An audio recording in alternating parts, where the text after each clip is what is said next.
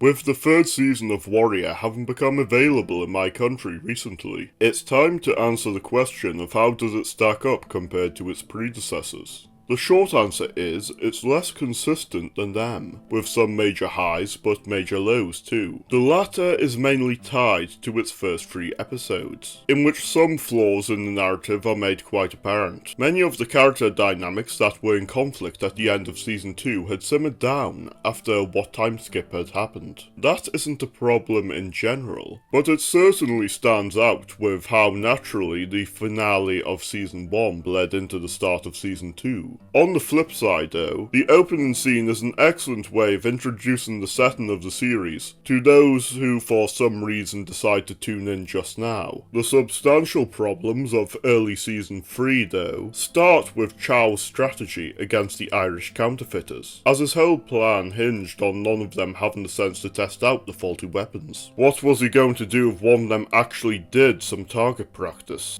Not a great plan. It's difficult to see this as anything short of a huge plot convenience. The issues also show in the Sonoma plotline, with its conclusion. In what's meant to be an efficient operation, Strickland's subordinate tries to fight Lie with his hands rather than just stabbing her with the knife he took from her, and paying the price for it. Leaving aside how stupid this makes him, having Lie die here would have resulted in far more efficient storytelling, with it adding extra weight to Sonoma not being a safe place for Atoy's girls, and still provide enough reason for her to have a vendetta against Strickland, while not being able to attain it immediately. Fortunately, the first 3 episodes are where most of the major flaws are condensed down to, as those after that are some of the most consistent stretches of high quality for the series. So many of the characters get great dynamic changes in their arcs, as well as the theme exploration on discrimination remaining constant but keeping fresh, by focusing on aspects of social classes, such as the difference between those who worked for their position like Buckley, compared to those who rely purely on their status as with Strickland. Some of the more interesting cases of these include Lee and Chow having to team up out of necessity, Leon coming to make a decision on Mai Lin's leadership of the Tons, and Leary coming to use the methods of the upper class to his own gain, while combining them with his own methods. The only weak character arc in the season is Han's relationship with Marcel, as leaving aside what's essentially a homosexual club in the late 19th century that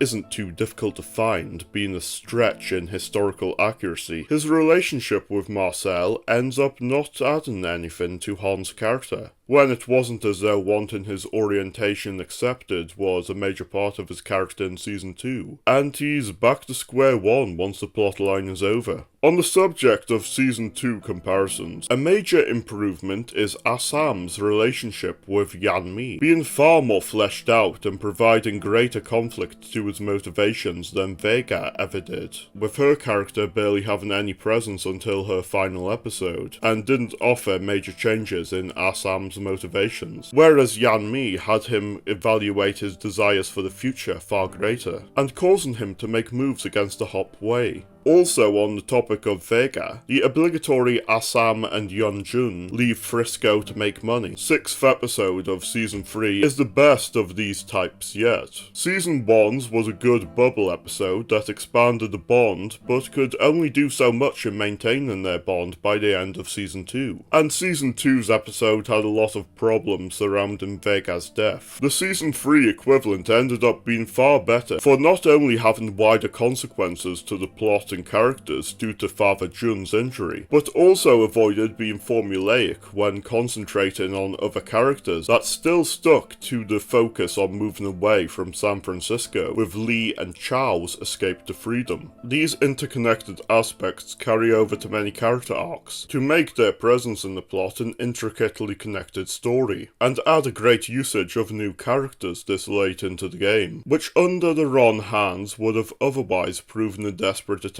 to extend the plot. For example, Strickland's actions connecting him to both Leary and Atoy bring things to a head in the season finale, and Bill's knowledge of his brother-in-law's furnace help resolve the physical matter of this, with it also being great to see Bill and Leary working together to prosper each other and the Irish community, without there being any ill will. The same applies to Kon Pak, and his presence being what brings Leon to his breaking point, and Catherine helping show Buckley's vulnerabilities. These and more help make the consequences by the end of Season 3 some of the most drastic yet, with Atoy on the run, Bill being chief, the Lon Z being at their weakest position yet, Xiao's fate being uncertain, though his survival is unlikely without a very thorough explanation, with the return of Xin, and most obviously, the fracturing of Assam and Yeonjun's bond, with the latter having to make it on his own as a leader, other than maybe having Han's counsel, and Assam having chosen loyalty to his sister. With the changes with Leon, it seems the anticipated true rematch between he and Assam may be a major climactic note for Season 4. Another thing in which Season 3 gives more prominence in terms of the series' thematic ideas is a greater exploration on the importance of masculinity, an especially important topic in our times with its decline in many circles, and the directionless nature of many men. This is shown primarily with Bill and Leary, with the former rekindling his self-worth after being forced to go along with the whims of others, when defeating Atwood through his determination, and being rewarded for his assertiveness, with Leary being in a similar situation of being less confident in his own abilities after his loss to Assam, before coming back to channel his aggression and dominance in more constructive ways to aid in the Irish cause. On the flip side though, you have Yeonjun displaying the failure to uphold masculine ideals of leadership and responsibility, as despite being able to put his father out of his misery, his decision to stop Assam from leaving instead of focusing on having his men go after My Lin was a display of poor leadership in him wasting what he even described as a window of opportunity out of feeling betrayed. Overall, though being shakier in quality than its predecessors, Season 3 managed to pick up speed soon enough to provide some of the best parts of the series and be a contender for the best season. Thank you if having watched through this analysis. If wanting to hear more about what Warrior does well, perhaps you'd be interested in this video on its exploration of discrimination.